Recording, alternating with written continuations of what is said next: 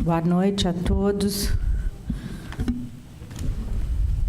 A gente está começando o debate sobre o filme Em Pedaços, que é o terceiro filme do módulo Distopia sobre mal-estar na civilização. A gente escolheu o tema distopia muito antes dos últimos tempos, foi no começo do ano, já pensando que como é que que ia acontecer com o mundo se desse tudo errado, que é uma distopia, não é? Que tipo de futuro a gente teria se os valores republicanos, se a justiça, se o mundo não conseguisse se organizar minimamente construtivo? E foi no começo do ano, esse é o terceiro filme, e já dá para ter uma ideia de que pode terminar tudo em grandes explosões. Aliás, as grandes explosões já existem, né? E volta e meia, pessoas e instituições são explodidas ao redor do mundo. Bem, eu queria apresentar para vocês os nossos convidados, debatedores. Aqui quem vai começar a conversar é o Júlio Frostengarten.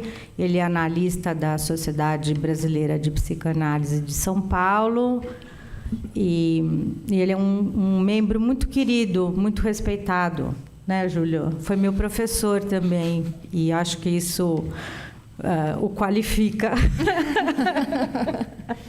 E aqui tem a Beatriz Pérez. A Beatriz, ela é jornalista da Folha, já foi crítica de cinema.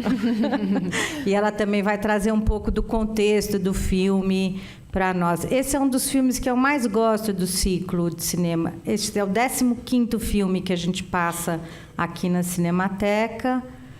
E eu acho que é o segundo filme que eu mais gosto. O primeiro filme é Amor, do Michael Haneke, que a gente passou no começo do ano. E agora esse filme. Então, eu estou muito interessada em saber o que é que vocês vão falar. E, por favor, Júlio, pode começar. Nós não combinamos que eu que ia começar, né? Desculpa, eu combinei com ela e esqueci de... Bom, boa noite e obrigado pelo convite. O filme eu já tinha visto e foi assim uma satisfação receber o convite de um filme que eu tinha gostado muito de ver. Eu acho que nesses últimos... Antes de falar propriamente do filme, eu acho que nos últimos tempos nós estivemos aí muito envolvidos com política, né? Com todo esse período de pré-eleições. E eu acho que a gente... Eu estou usando no plural, eu não sei se vai servir para todos, mas eu estou falando de mim, né? Estou usando esse plural porque eu tenho a impressão que muita gente que eu vi estava nessa situação que eu vou mencionar, que eu tenho a impressão que a minha vida subjetiva, emocional, estava achatada, polarizada dentro da política, das fake news, real news e true news. E eu tenho a impressão que a gente ficou assim muito tomado por medo e ódio, basicamente, né? Então, com isso teve eu senti, experimentei um achatamento assim de toda a vida emocional mesmo, né?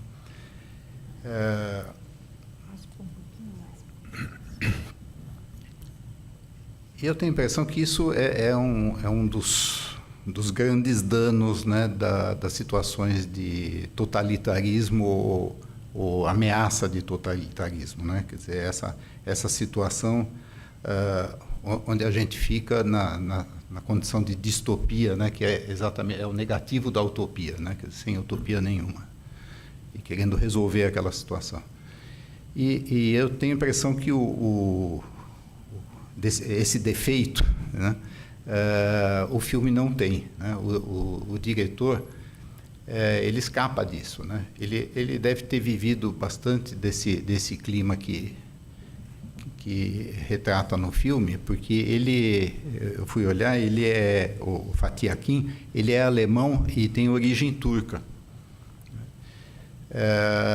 Mas ele não entra nessa questão de um jeito achatado, né, de um jeito raso, que eu acho que eu me vi e vi muita gente assim ultimamente aqui. Porque o filme tem uma riqueza enorme, né, porque ele trata de duas dimensões, né, de uma forma concomitante e acho que muito feliz, né? O filme é muito, muito bom. Ele trata da questão social, né, dessa questão do ultranacionalismo, do totalitarismo, não é, versus essa questão toda dos imigrantes, né? Quer dizer, quase que num plano social, não é? E ao mesmo tempo, não é, numa dimensão mais, digamos, mais emocional, mais psicológica, né? É uma tentação, né? A gente que está vivendo esse momento político, é uma tentação de discutir essa primeira dimensão, mas provavelmente é o que você vai abordar, eu suponho. Então eu vou ficar com a parte que me cabe, para a qual eu fui convidado. Pegando assim, de um ponto de vista mais da questão das emoções e da subjetividade,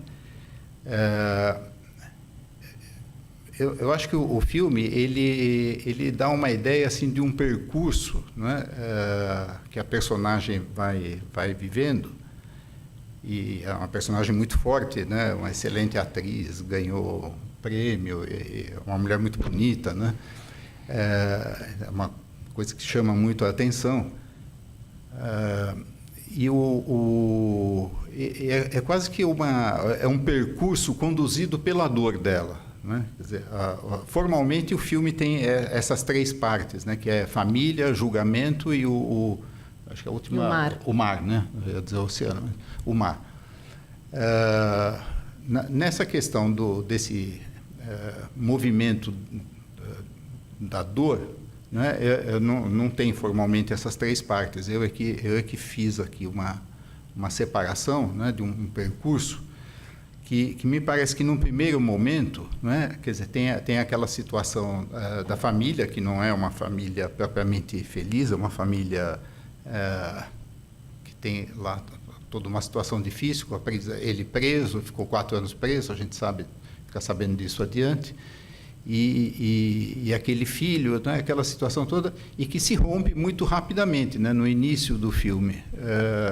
Quer dizer, é um filme que logo no começo ele já surpreende, né, porque ele dá uma guinada, né, pelo menos para mim teve um impacto, né, na primeira vez que eu vi esse momento da explosão da bomba no escritório dele. E ela entra nessa situação então de sofrimento, de dor, e tem alguns momentos que são muito fortes, né? Tem uma cena que ela está na frente da janela e está chovendo, né? E a água na vidraça se superpõe ao rosto dela, então aquilo é uma chuva, um choro, né? Aquilo fica bem, são fundidas essas duas imagens, né? Também acho que a cena que ela está na cama do filho, quer dizer, é um sofrimento, uma coisa que a gente percebe, uma coisa parece insuportável, né?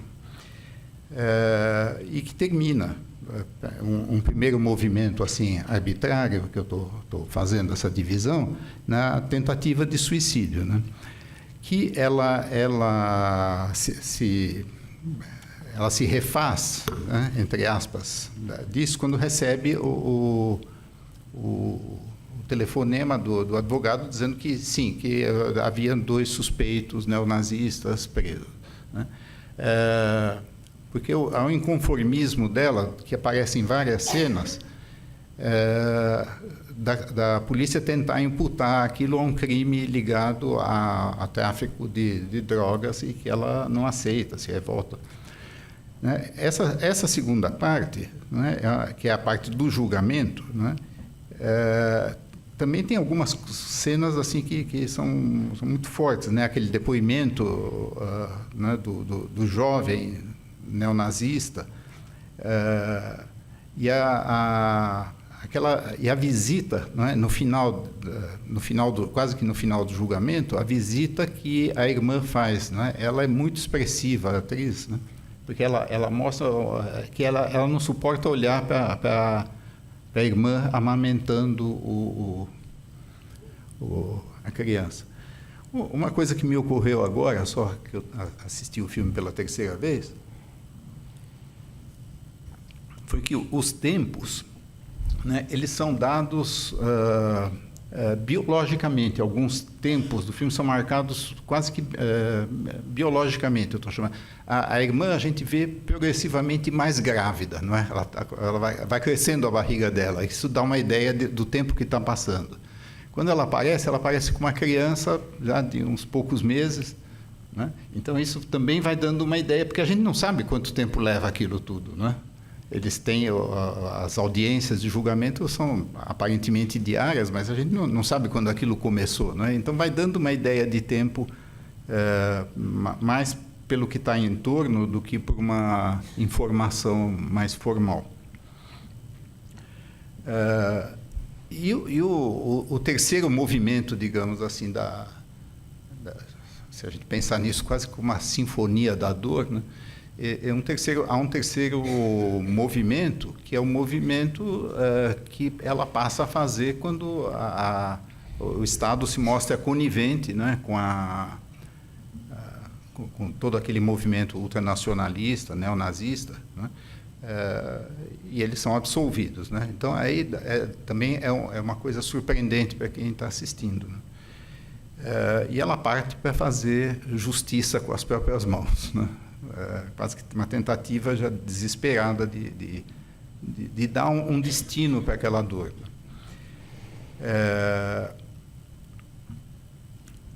E é muito interessante porque quase que pelas expressões dela é que a gente fica sabendo, né, das dificuldades dela encontrar uma saída, né, naquela situação de dor, né? Quer dizer, uma primeira saída que se apresenta é ela explodir o trailer onde eles estão hospedados, né? Depois ela se arrepende, né? Há uma cena que tem aí nesse momento que é daquele pássaro no retrovisor do trailer, né? Que traz quase que imediatamente, diretamente, assim, a ideia de liberdade, né?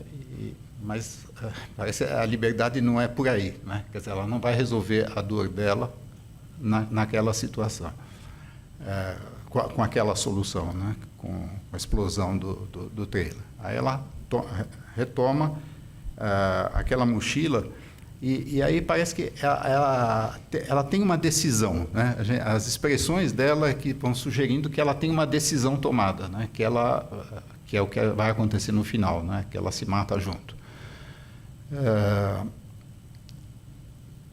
E essa decisão parece que a liberta de alguma maneira liberta nesse sentido de solucionar para ela aquela situação.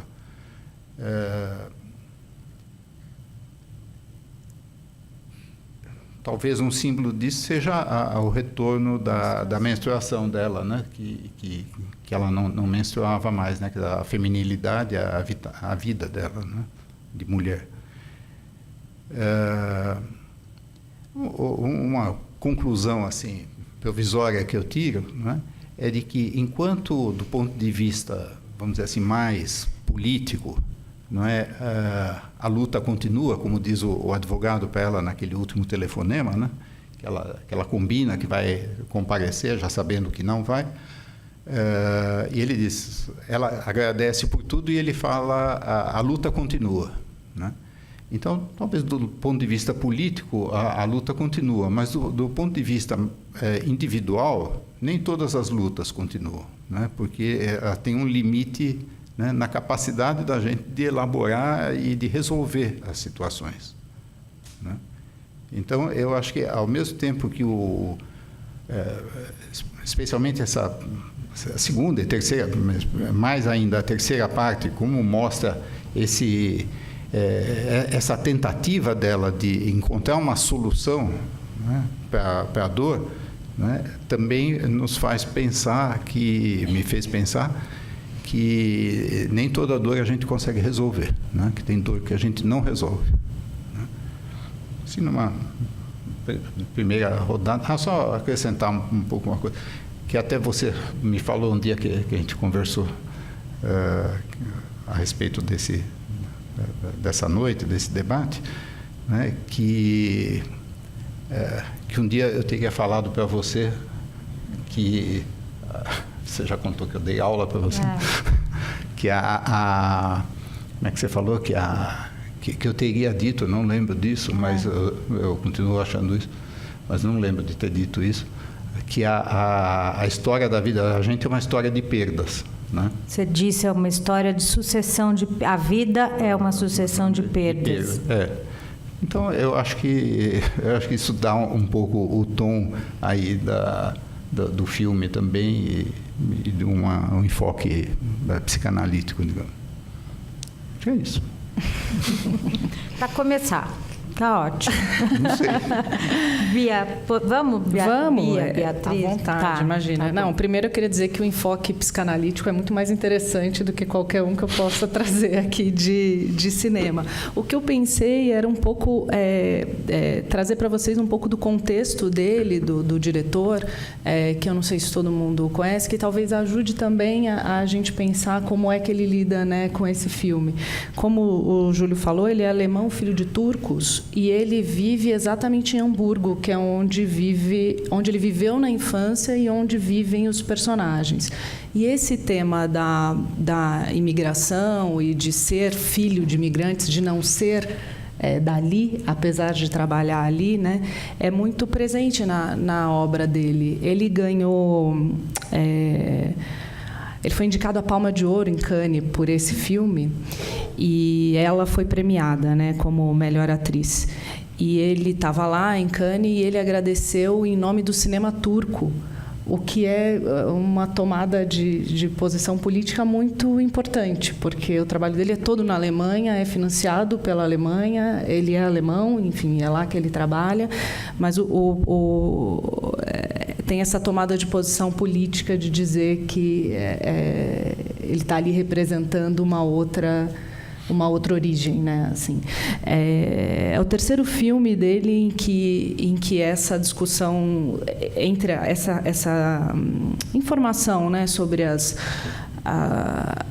culturas alemães e turcas e os imigrantes está muito presente, né? O primeiro filme dele que causou um pequeno espanto em Berlim, é Contra a Parede, também trata disso. São dois imigrantes turcos vivendo na Alemanha, né?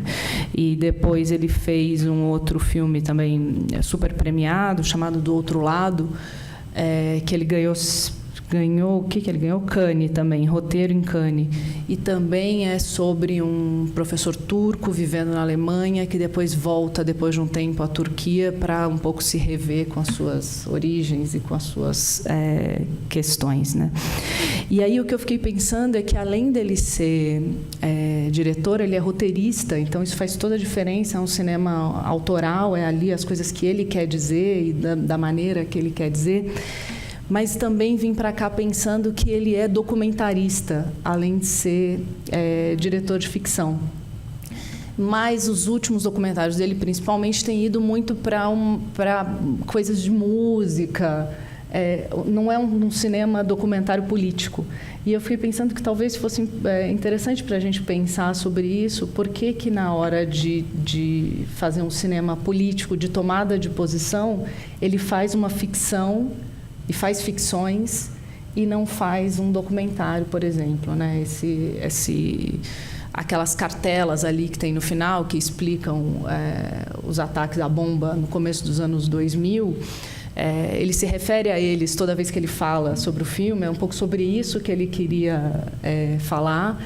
Ele disse em Cannes mesmo, quando ele estava lá dando as entrevistas do filme, ele disse que essa é uma história que precisa ser contada, porque, do mesmo jeito que no filme a polícia fica um pouco tentando creditar ali os ataques ao tráfico de drogas e à atuação anterior do marido dela. Isso aconteceu nesses ataques, né? Ele se refere a isso, assim, ele disse que eu sou fruto da globalização, mas a globalização fez a gente ter medo uns dos outros. Então,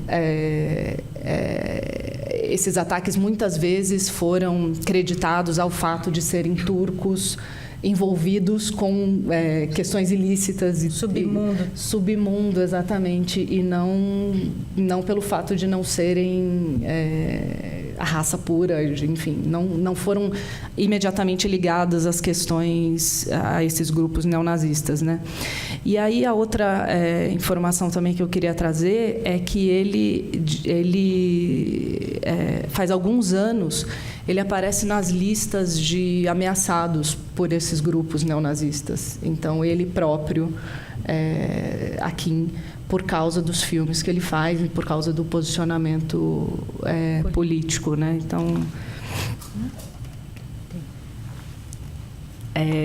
eu acho que talvez também a gente pudesse pensar um pouco a partir daí, né? Ele disse que sobre isso ele disse que ele acha que ele está fazendo a coisa certa, porque se ele está sendo ameaçado pelos grupos que ele está sobre os quais ele está tratando nos filmes, talvez ele esteja fazendo a coisa certa, né?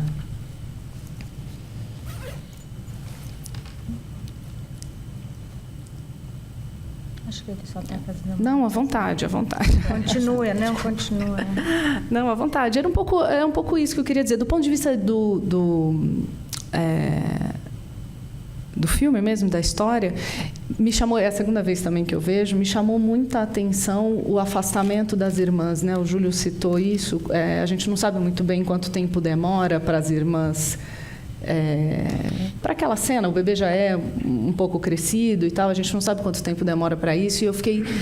me chamou muita atenção, porque era uma irmã muito presente, muito próxima, assim, muito íntimas, elas já muito íntimas desde a primeira cena, e aquela visita que ela vai com o bebê, me parece... distanciada, assim, não só ela não consegue lidar com o bebê, ela não consegue olhar, né, para o bebê, ela se incomoda com o choro e tal, mas ela também me parece um pouco descolada, né, da irmã, assim. Talvez sobre isso o Júlio pudesse, inclusive, dizer mais coisas. Era isso também. Certo. Eu queria falar duas coisinhas e depois a gente passa para vocês fazerem perguntas e eles poderem conversar. Tem um psicanalista contemporâneo do Freud, chamado Ferenczi, que ele vai dizer que, no caso dos abusos, o que é traumático não é exatamente o abuso em si, mas é quando a criança... ela vai pedir ajuda para os pais ou para os adultos e os adultos a culpam pelo que aconteceu. Uhum.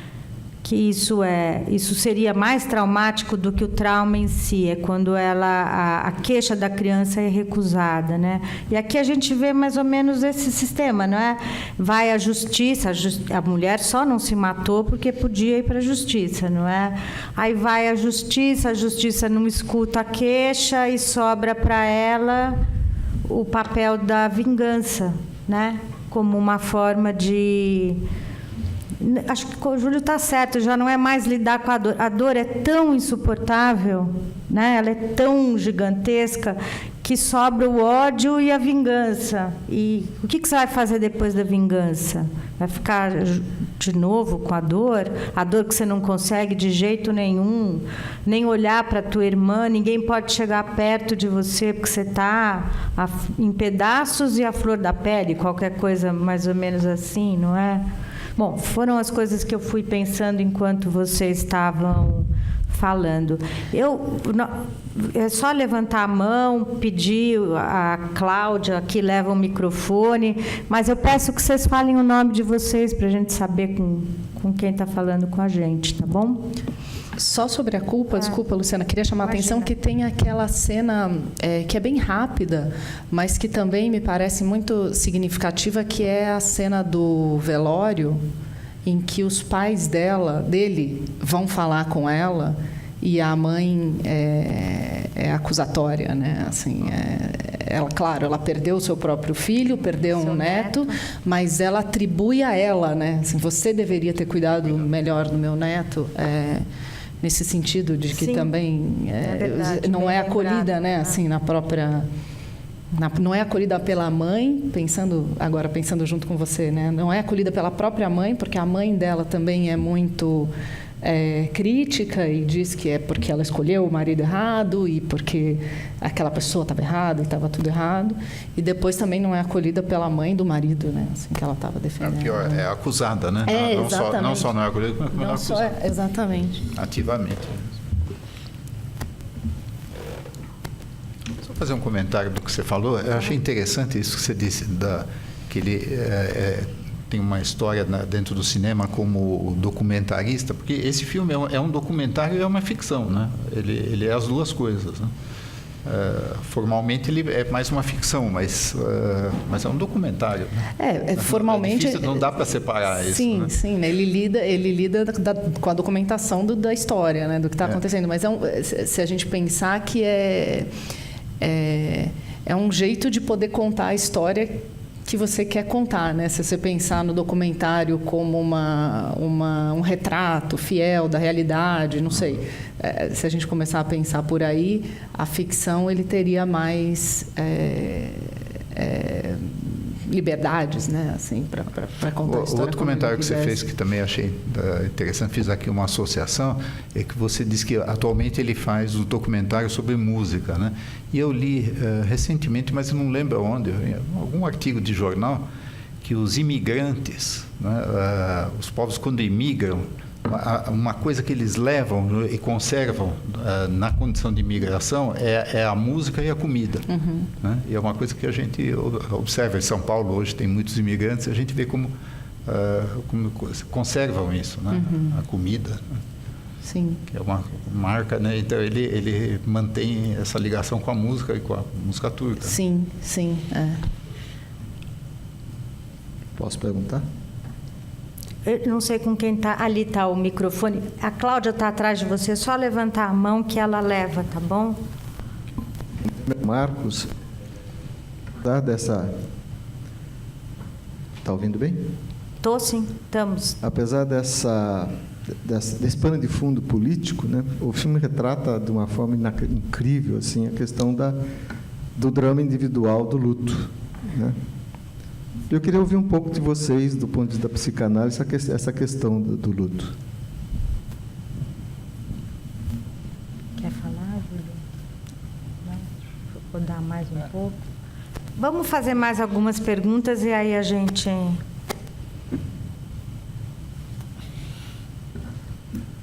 Boa noite a todos. Meu nome é Gustavo. Eu queria só compartilhar uma reflexão do que acho que vocês já falaram aí um pouco. Do lado da atriz, da mãe, acho que ela está muito doente, né? Ela fica transtornada, ela não consegue lidar com aquilo. Eu não sou da área de saúde, não, tá? Mas, enfim, ela não consegue lidar com aquilo. E ela vai para a situação limite, né, que é o suicídio, né, dela, porque ela não consegue lidar com aquela dor, como o Júlio aí apontou. Agora me veio na cabeça assim também, a sociedade ela não está tão doente, né? Pelo menos essa sociedade aí, ela tem todos aqueles defeitos, aquele julgamento, quer dizer, a justiça do homem, a gente sabe, ela é falha, cheia de defeitos, né? Mas é a melhor coisa que a gente conseguiu fazer, né, no mundo.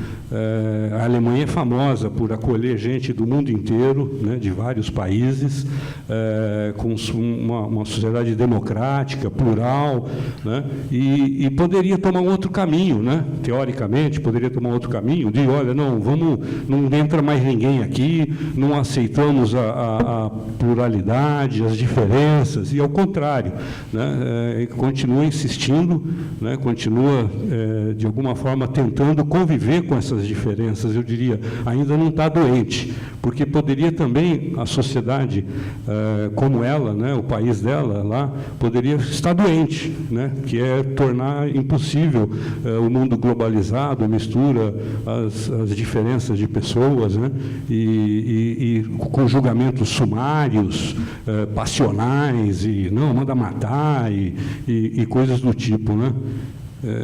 E daí isso está, acho que até na frase do advogado dela no final, né, quando diz que a luta continua, né, vamos tentando, é difícil, é duro. A Alemanha está sofrendo esse problema bastante forte. Tem um monte de gente pensando em ir embora. Eu estava lendo reportagens na Folha recente, na semana, um monte de gente pensando em ir embora porque os imigrantes têm sofrido ataques, atentados, e está complicado lá.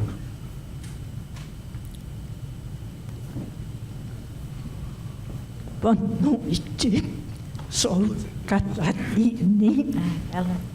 É a segunda vez que me manifesto com um pouco de problemas de fala. Eu sinto nesse filme muito forte a questão do preconceito.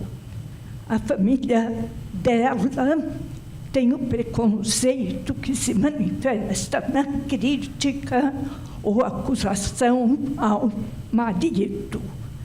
A família dele tem preconceito contra ela e acusa de ser mãe negligente. Ela está numa situação, acho que pior que um imigrante. Ela não está nem inserida no seu grupo de origem, nem no outro.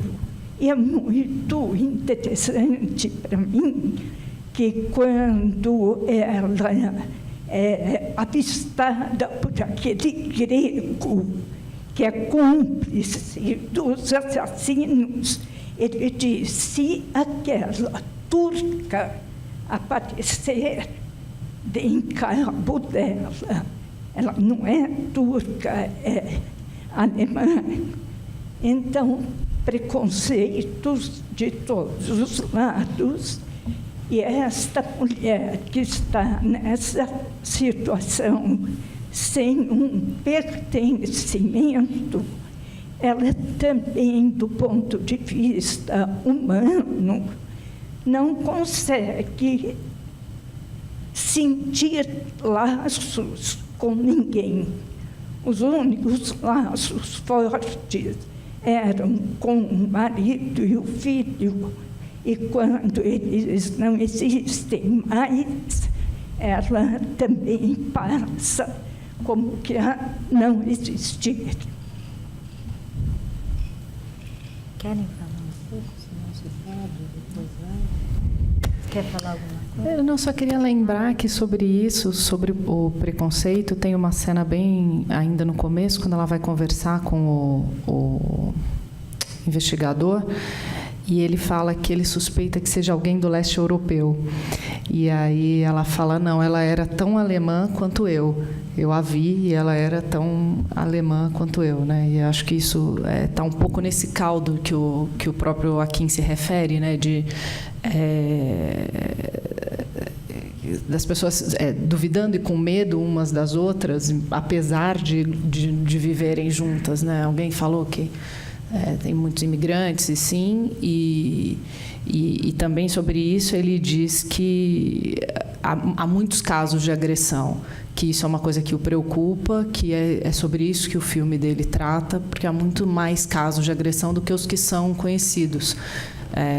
Então, acho que é nesse caldo um pouco que a gente está, né? Olá, boa noite. Meu nome é Daniel. E só retomando um pouquinho o que eu acho que a Beatriz falou e o rapaz lá atrás trouxe da questão do luto, eu acho que, especificamente a cena lá que você comentou, que chega a irmã com o bebê e ela até então estava dentro de casa e não estava interagindo, enfim, na vida social, eu acho que ali a gente identifica um pouquinho da perda da identidade dela como mãe e como mulher também, né?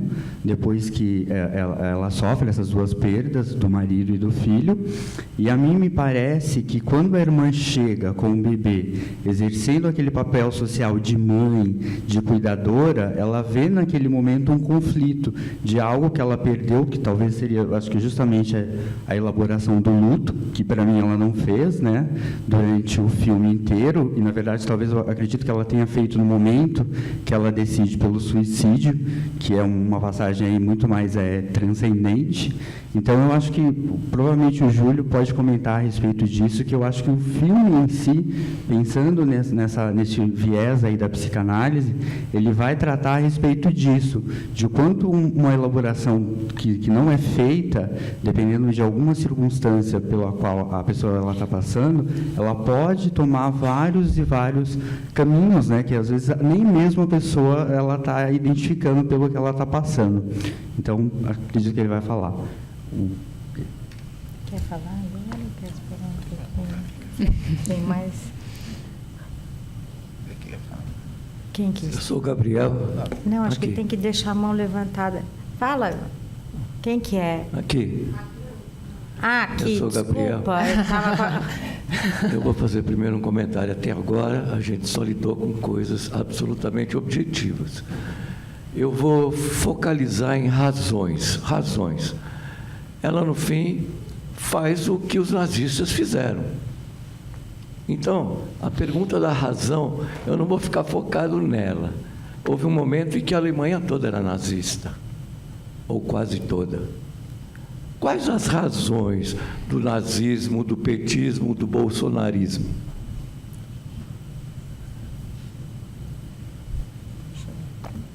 Essa você vai responder. Eu prefiro ficar com a do luto.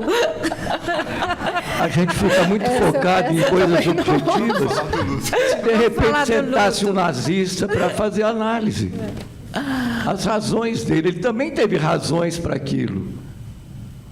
A gente vê hoje, eu acho que o analista tem que estar isento disso. A gente olha e fala, o nazista não presta e eles são bonzinhos. A gente vê assim. Ou um determinado partido não presta e a gente é bonzinho, não é? Então, a minha pergunta é assim, quais são? O que leva a pessoa a ter essas razões? Os nazistas são ruins e ela é boazinha e ela acaba fazendo a mesma coisa também com as razões. Muito boa pergunta.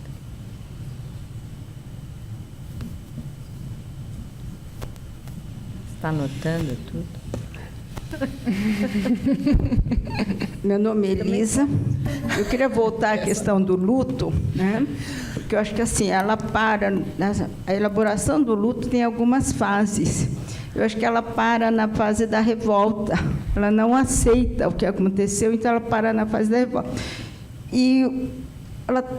Então, assim, durante todo o filme, a gente vê assim, várias tentativas de suicídio dela. Primeiro foi aquela que ela está dentro da banheira, corta os pulsos. Depois ela vai com a bomba, coloca a mochila embaixo do motorhome, depois ela retira, ela vê aquele pássaro todo lá e eu acho que ela volta atrás. Mas quando ela vê que a menstruação retorna, eu acho que aí acaba, é o fim para ela, porque o que tinha, que poderia ligar ela ao marido, ao passado, a única coisa que ainda estava ancorando a vida dela, acaba. Então, acho que assim, é nesse momento que ela conclui mesmo, toma realmente a decisão, porque em todo momento acho que ela ficava dividida entre ela continuar com a vida dela sem nada, mas ela tinha alguma coisa ainda. Mas quando vem a menstruação, eu acho que isso realmente é o que fala, é o fim, não há mais nada que justifique a vida dela. Então, acho que é esse o comentário que eu queria fazer. Obrigada. Falar um pouquinho. Posso falar antes ainda? Porque assim você fala tudo de uma vez.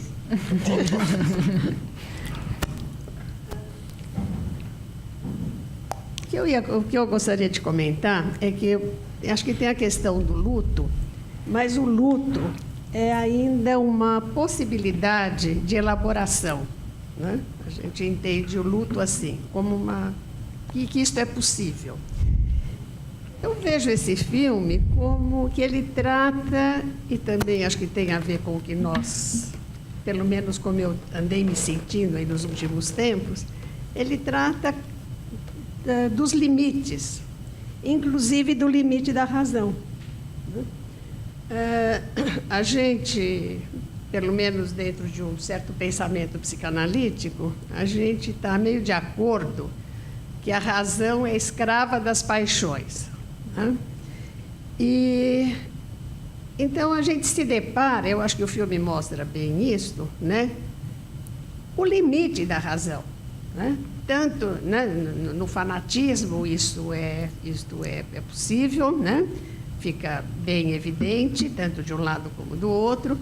E quando ela se explode junto com os dois também, você vai tendo assim uma certa vai tendo uma identificação e vai se satisfazendo um pouco com uma vingança, porque ela vai explodir os dois. Aí ela se explode junto, né? Então, eu acho que o filme retrata bem essa questão dos limites, dos limites de elaboração, do limite da razão, do limite do entendimento, enfim, dos limites, né? De como tudo é precário para dar conta das coisas que aparecem desse tamanho. Não tem muita vantagem a gente ficar mais velho.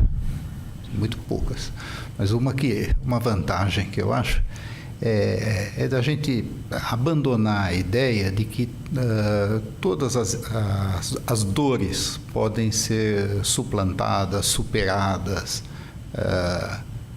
com mais análise, com mais isso, com mais aquilo, né? E a gente vai pensando assim quando é muito jovem e a gente vai percebendo que tem um limite para isso, né? Que é individual, que é pessoal.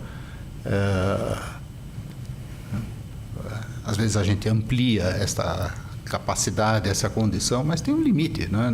A gente não é capaz de superar qualquer dor, qualquer luto, qualquer perda, né? E umas a gente vai superando mais ou menos, outras melhor, né? E eu acho que a nossa vida é isso, o nosso viver é assim, né? Agora, acho que é um aspecto que está na base, que alguém falou aí, que está na base desse processo de elaboração, que é a questão do reconhecimento, né? Há um reconhecimento da dor, né? Até eu fiquei com a impressão ao contrário, que ela já tinha decidido se matar junto, se explodir junto, e aí ela menstruou, né? Eu fiquei com a mesma impressão. Não que ela menstrua e aí ela depois decide. Parece que ela já está decidida, não é?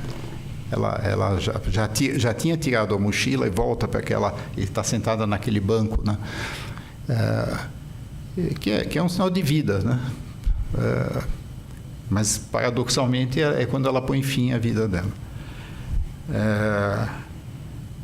Agora, eu estou de acordo que eu acho que o filme ele pega muito por essa questão, para mim também, do limite, né?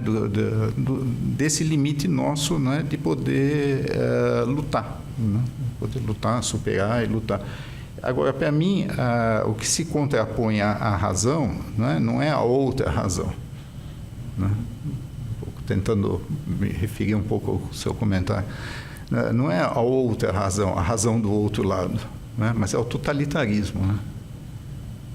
de ideias, a exclusividade de ideias, a superioridade das ideias, né? As minhas sobre as suas.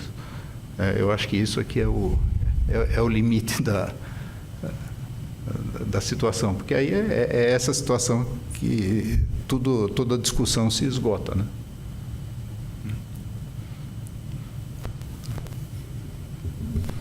Oi. Eu queria só pedir para vocês comentarem, eu não vou colocar nada, porque eu também tenho formação na área, eu não quero trazer impressões erradas, mas acho que uma cena que ficou muito forte para mim, um momento que ficou muito forte para mim do filme foi o tribunal, né? E eu acho que a mesa dos réus... Pegou? A mesa dos réus foi uma coisa que me chamou muito a atenção, porque ela é uma mesa, para mim, extremamente agressiva, né? Você tem duas pessoas que estão sendo acusadas com uma apatia absurda, né, durante o filme todo, não é só não se expressar, é uma face que não diz nada, é uma né, tá ali, parece que as pessoas não estão presentes. Ao mesmo tempo que você tem um advogado que é muito mais agressivo do que os dois réus juntos, né, e a própria expressão facial dele é muito forte e traduz isso muito mais, às vezes, do que na fala que ele coloca. E eu acho que é um dos poucos, ou o único, pelo menos, que eu tenha percebido, momentos do filme, que ela deixou de estar numa situação que ela não estava sendo acolhida para uma situação que ela estava sendo formalmente acusada, né? Então, a mesa ali estava sendo virada em cima dela, num ambiente que, em teoria, era para defendê-la e que está neutro frente a tudo isso, né? Que não ocorre nenhum tipo de manifestação. Então, eu só queria que vocês comentassem um pouco isso, por favor. Davi, eu gostaria também de ouvir comentários sobre a impressão que ficou para mim de que tem essa linha, o enredo principal e uma série de enredos periféricos, onde mostra constantemente a ambivalência humana, violência e amor. Tem cenas de ternura extraordinárias e tem cenas de extraordinária violência. É o pai denunciando o filho, os pais, os sogros dela, acusando a ela, a mãe dela agredindo a ela. Quer dizer, constantemente um contraste de violência, cada um provavelmente julgando que tem a sua razão. Então, se pudesse comentar um pouco a questão de um lado, da violência e ternura, e, de outro lado, a impotência. Quando ela se mata, é de extraordinário, o suicídio é de extraordinário poder, né? Ali, ela tem poder pleno. Então, tem contrastes intensos no filme, a meu ver. Você quer falar? Só o que você comentou aí, que a outra pessoa ali comentou antes, já são os comentários, né? Vocês já fizeram os comentários. Eu acho que eu podia... Podem comentar mais. Mas... Eu vou falar. Gostaria que você pudesse desenvolver a questão da violência humana. Não, mas desenvolve você. Desenvolve você. É um fenômeno. Como é que é a compreensão do fenômeno? Ou não tem? Não, tem, mas diga você. Não, eu vim assistir, eu não vim falar. Oi, aqui no meio. Oi. Meu nome é Estevão e eu percebi que, sei lá, eu fazendo uma análise do que vocês dois estavam falando, existem dois atos no filme marcados por um suicídio, e esse suicídio ele tem um corte que eu não acho que é tanto na menstruação, mas sim na ligação do advogado, que os dois momentos do suicídio, o advogado liga e modifica completamente a situação. Bem observado. E eu acho que talvez isso crie uma resposta, né? Porque no primeiro suicídio, a mãe ela está desiludida com a capacidade de reparação do mundo, de cuidado de tudo, e o advogado, a lei do homem, né, dá uma nova esperança para ela entrar de novo e viver em busca de uma certa reparação. No segundo momento, essa ligação faz o exato oposto. Então, se na primeira ela criou esperança para ela trazer vida, na segunda ela percebeu o quanto aquela violência que ela estava prestes a cometer, na verdade, não ia reparar nada, e decide viver a vida de um jeito que ela se liberta, inclusive marcado com essa menstruação. E no momento em que o advogado liga e traz de novo uma esperança mundana de reparação, ela sente o quanto essa reparação mundana pode ser falha e decide que agora o único jeito de reparar é uma violência interna, própria, não mais em consenso mútuo, uma violência uma reparação racional que a sociedade pode criar, mas sim uma reparação da vingança propriamente dita. E aí acho que ela justamente volta no que ele estava falando, de ela acaba assumindo o ato de toda a violência que acontece no filme, né? Só que como um ato reparador que lhe repara, por fim, toda essa dor, né? Cessando a vida. Deixa eu falar uma coisinha. Claro. Queria falar 2 ou 3 coisinhas. Uma é que a gente vê que onde tem a acusação, a dor é defendida, tem uma defesa contra a dor. E eu me lembrei de uma coisa que o Amos Oz fala, que quando tem um acidente, e ele está se referindo ao conflito Israel-Palestinos, ninguém fica perguntando quem é o culpado, a gente vai socorrer as vítimas, não é? Porque aí você para de acusar e socorre quem está machucado. E aí você tem que entender como é que houve o acidente. E que esse movimento de ficar acusando é um movimento muito forte de se defender da dor encontrando um culpado. Fazendo uma ligação com o nazismo ou com qualquer outro tipo de psicologia das massas, digamos assim, você precisa encontrar o culpado para você se aliviar do seu transtorno, e se você destruir o culpado, magicamente o mundo vai voltar a ser bom com você. Eu tenho a impressão que funciona mais ou menos assim. Então você fica se perguntando, mas por que um casal se dá ao luxo, ao trabalho de enfiar um monte de coisa numa caixa e um monte de bomba, ter o gozo, o prazer de ir lá, botar a bomba na agência, na lojinha do cara, explodir, não é? Que força é essa, falando da violência, né, Davi? E aí vou voltar para o mal-estar na civilização do Freud, porque ele começa o texto se perguntando por que é tão difícil para o homem ser feliz. Aí ele vai dar várias respostas para isso, vai falar de como nós, seres humanos, nós nos unimos para nos protegermos, mas a partir do meio do artigo, é um artigo, um ensaio longo, o artigo começa a ser muito sombrio, porque ele vai falar da violência humana. Né?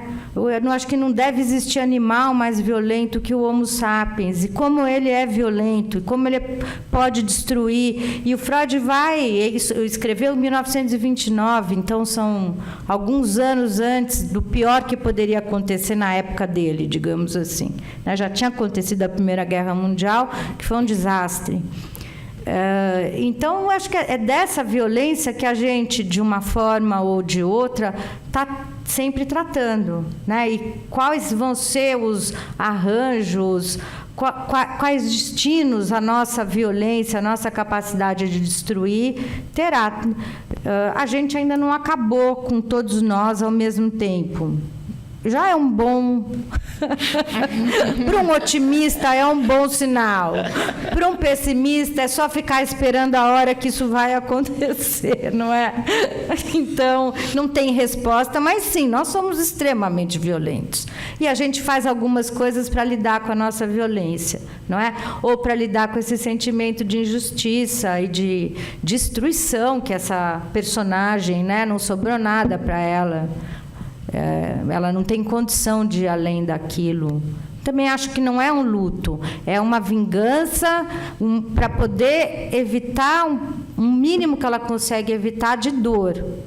mas é uma vingança para evitar a dor. E o luto é um processo um pouco diferente, embora eu acho que você está certo, cada um tem um luto, uma forma de lidar, né? Mas eu acho que é menos um luto e mais um jeito sintomático, né? Que você falou de explodir, né?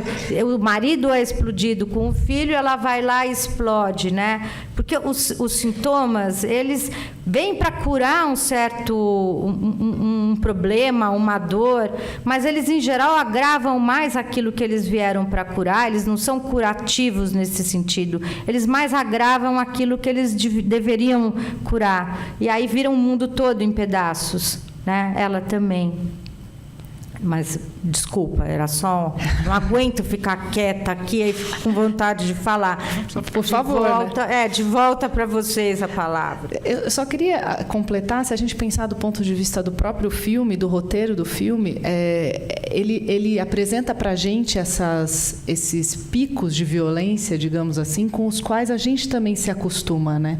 A cena da primeira tentativa dela de suicídio na banheira é muito forte, para mim, pelo menos, me causa um impacto, mas logo ela levanta e vai ao telefone, um pouco você embarca na ideia da vingança com ela, e aí você vai entender que ela, já na terceira parte ali, né, que ela está planejando fazer a mesma coisa que fizeram, né, com o marido e o filho dela, e por mais violento que seja, um pouco você embarca junto com isso, e aí tem uma virada do roteiro, que eu acho que é a virada genial, que é a hora que ela desiste, e o filme poderia terminar ali. Ela simplesmente desiste de explodir, mas eu acho que eu concordo um pouco com o Júlio. Eu acho que ali ela não desiste, ela só acha que ela deveria estar lá dentro. Então, mas é um outro momento da violência que aparece, que ele traz, né, que ele mostra no roteiro, e que a gente rapidamente também passa, né, por ela e embarca de novo para um outro final, né? Queria chamar a atenção para isso. Assim, acho que tem uma virada muito simbólica ali, né, do roteiro.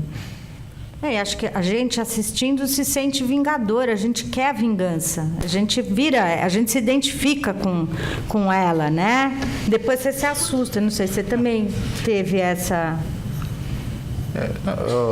O que eu estava pensando agora é que no comum da vida, né, a gente se esquece, né, que onde tem amor tem violência, onde tem violência tem amor.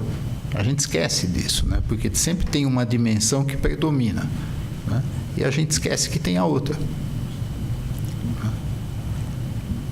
Mas se procurar um pouco, a gente encontra, né? Quer dizer, a cena do suicídio não tinha me ocorrido, mas é evidente que ela é poderosa. Ela é poderosa, né, nesse momento, né? Mas eu tinha visto o quanto impotente ela é nesse momento. Mas se você fizer assim, você vai ver o outro lado da coisa. Então, possivelmente, em todas as situações, né, existe isso. Não, acho que não é uma condição que se resolve, né? Esses trabalhos mais tardios do Freud, que você falou da mal-estar na civilização, e todos esses trabalhos mais do final da vida, né, eu acho que são trabalhos que mostram como nós convivemos com sentimentos opostos o tempo todo, né? Que é uma ideia talvez ingênua que a gente um dia resolve e passa a ser só amor e ódio só contra quem nos faz mal. Não é assim. Posso fazer uma provocação? Outra? A gente é contra a tortura até ser torturado?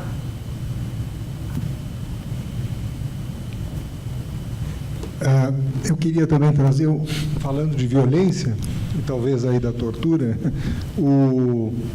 para mim foi muito potente o momento em que perguntou-se ao pai que estava delatando, entregando o seu filho, o porquê daquela ação do filho. Então tem aí primeiro tem essa relação pai-filho forte, até como arquétipo o criador e o criado.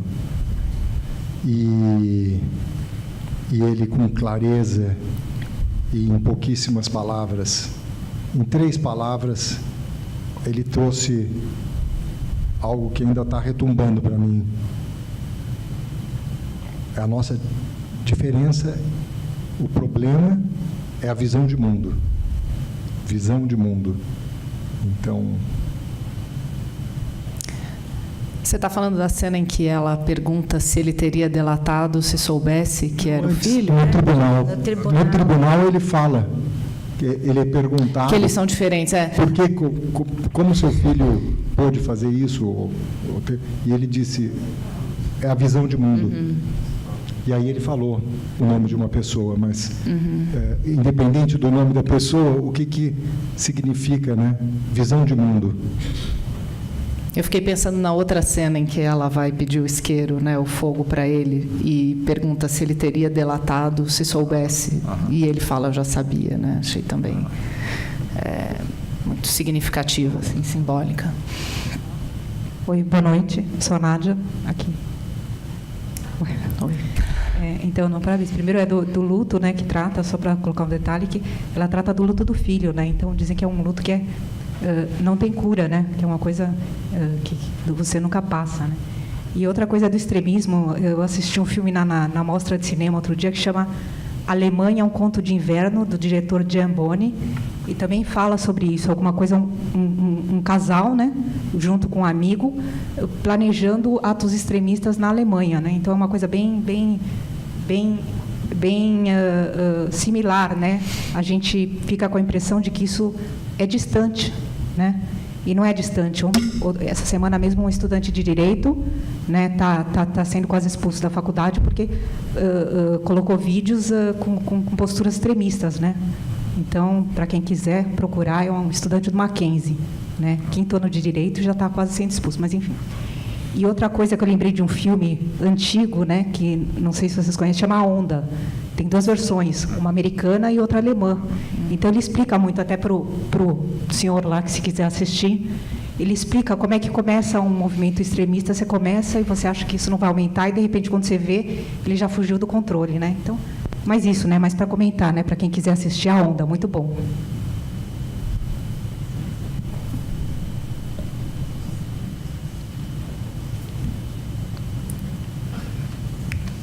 Vou voltar à minha provocação. Eu vou contar um fatozinho.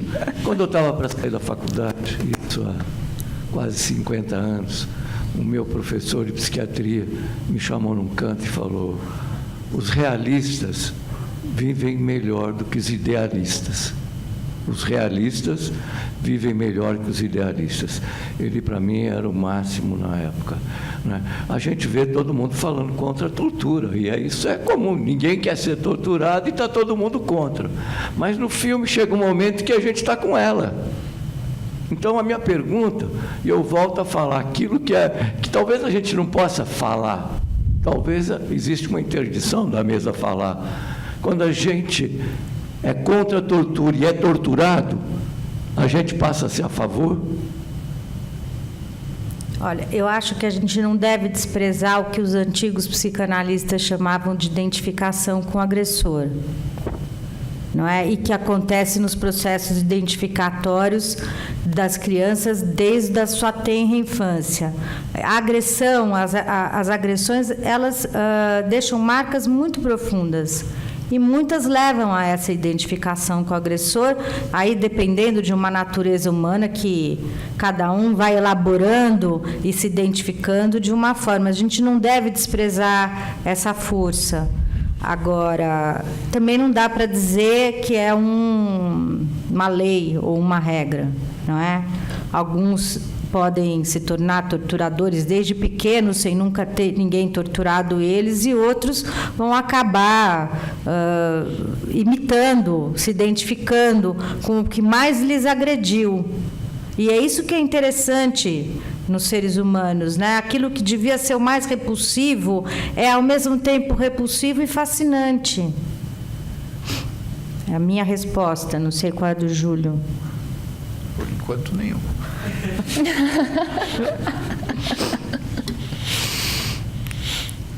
Tem algum? Não, sobre isso, não.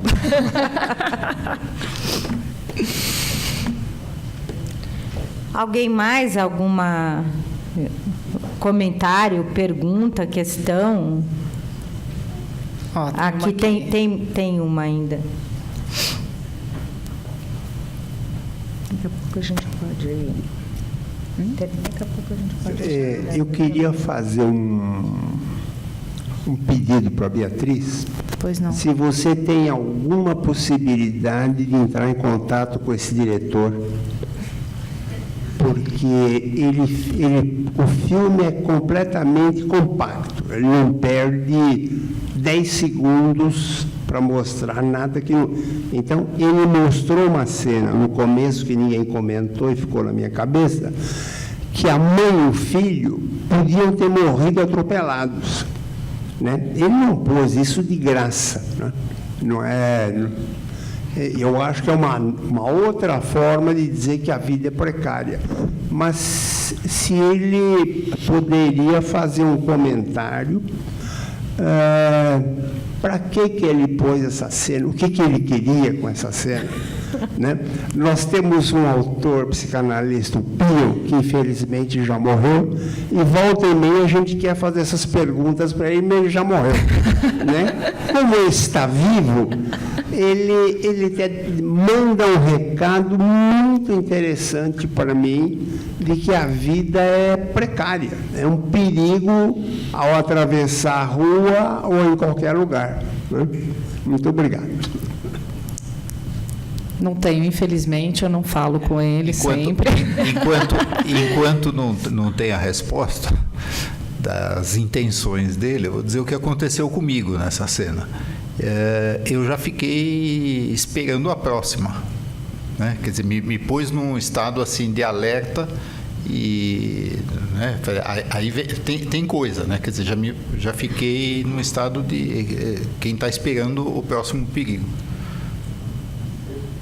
Se é a intenção, não sei. Do ponto de vista de apresentação do personagem, né, também é muito simbólica. Sim. Porque ela faz uma defesa muito mãe, assim, né, da criança, e grita, e acho que ali também você já meio, pela primeira vez, a vê em ação, ali, protegendo, né, o filho. Só queria acrescentar uma coisinha aqui. Acho que as perguntas que o psiquiatra, imagino, fez lá, o que me ocorreu foi o seguinte, né? Que a gente talvez não possa responder nem pela gente mesmo, tanto na situação de dor, né? Como na situação de violência. Eu faria a pergunta dele um pouco diferente. Se você for torturado, né? Será que você também não tem vontade de torturar se você tiver a chance? Eu acho que eu não tenho muita dúvida a meu respeito, não. Eu acho que se eu fosse torturada e aí eu pudesse torturar quem me torturou, eu acho que eu faria, hipoteticamente, né? E isso que o Eva falou lá, né, da coisa da precariedade, tem também o diabo do acaso na vida da gente, né? A gente tenta pensar, tenta viver com a razão, isto ajuda bastante, né? Mas tem o acaso, né? Que às vezes muda tudo, né? E o filme é marcado, né, por esses acasos. Tem a cena do começo, o fato dela cruzar com a moça na bicicleta. Sim. Na frente da loja, né? A facada do nosso presidente, né? Um acaso que determinou. Sim. Tem.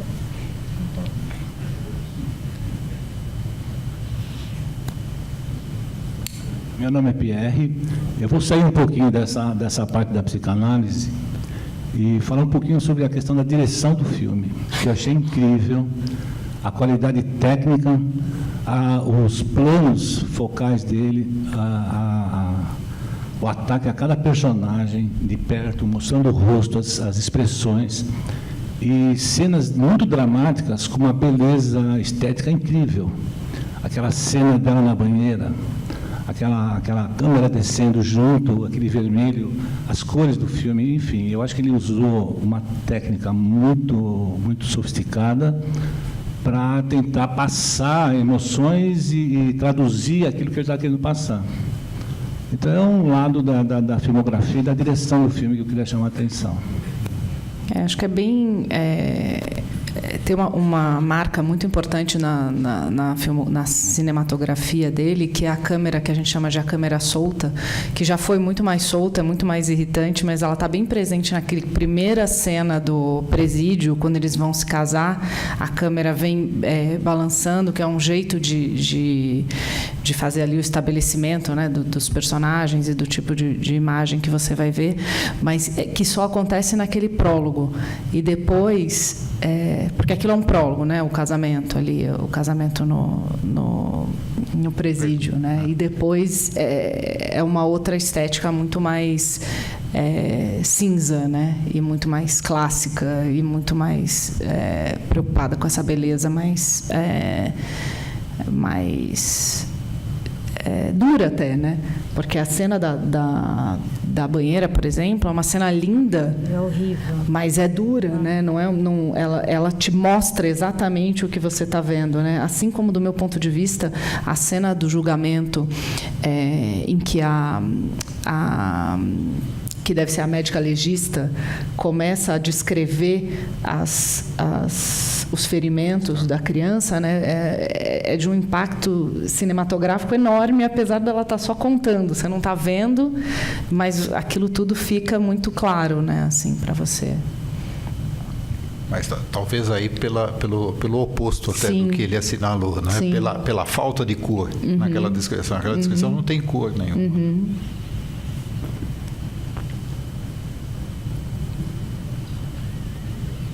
Nenhuma pergunta ou colocação? Tem mais uma, né? Só queria fazer um comentário no sentido assim, que me pareceu que o sentimento de vingança, acho que assim ficou em um volume muito maior quando ela achou que a justiça não funcionou, né?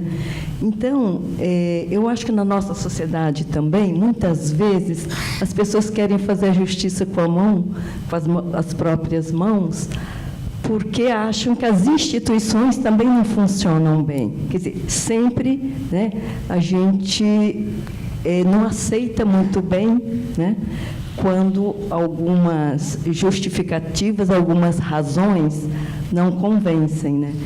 E então acho que também ficou esse lado marcante. Acho que a vingança ficou muito mais forte, porque ela ficava falando assim: eles vão ser presos, eles vão pagar por aquilo que fizeram.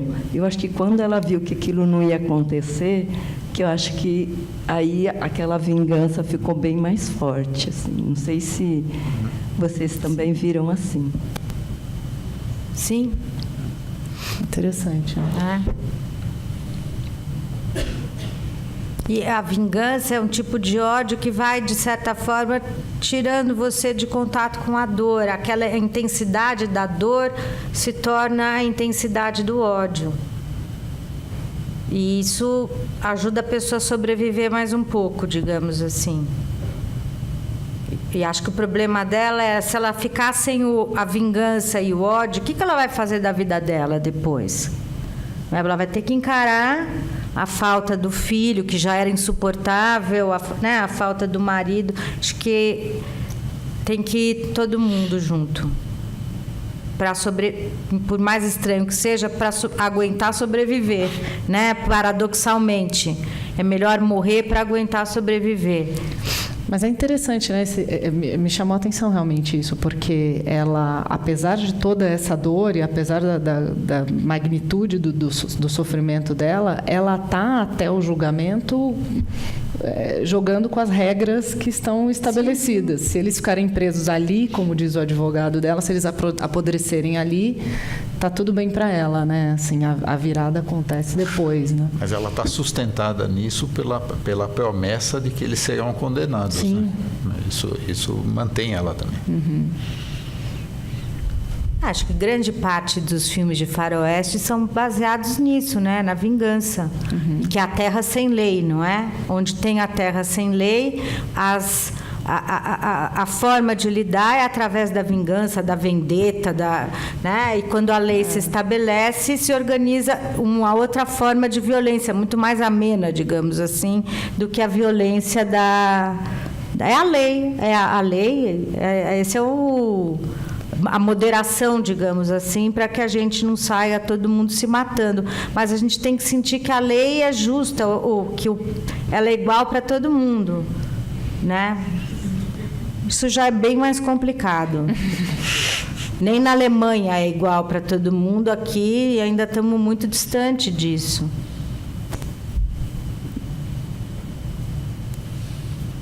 Só uma colocação que eu estou lembrando aqui agora. Eu tenho uma grande amiga, ela é juíza criminal há 25 anos. E faz 25 anos que a gente é amigas, e ela sempre fala que ela veio na carreira dela é que matar qualquer um é capaz. Ela fala para mim: você pode matar, eu posso matar. Se a gente vê alguém fazendo alguma coisa para o nosso filho, a nossa vontade e provavelmente a nossa ação vai ser matá-lo. Agora, e ela faz uma comparação, ela fala: roubar não. Roubar é uma coisa um pouco mais premeditada, ainda que seja um saco de arroz para o seu filho que está com fome. Tem uma premeditação. Agora, matar, ela acha que é por impulso, que ela vê nos réus há 25 anos por aí. Vem um pouco naquela linha da tortura que ela falou, né? Que eu sou capaz de torturar. E eu acho que se eu ver alguém fazendo alguma maldade com um filho meu, é bem provável que eu faça isso também. Em dobro, de preferência. Né? Pelo menos como fantasia, né? Não sei se na hora a gente tem coragem, mas pelo menos como fantasia, em dobro. Bom, acho que a gente podemos encerrar. Eu aguardo vocês no dia 7 de novembro, quarta-feira que vem. É nosso último filme do ciclo de cinema e psicanálise, é Relatos Selvagens. Para a gente ter alguma esperança. É um filme sobre a vingança, né? Mas pelo menos é comédia, gente.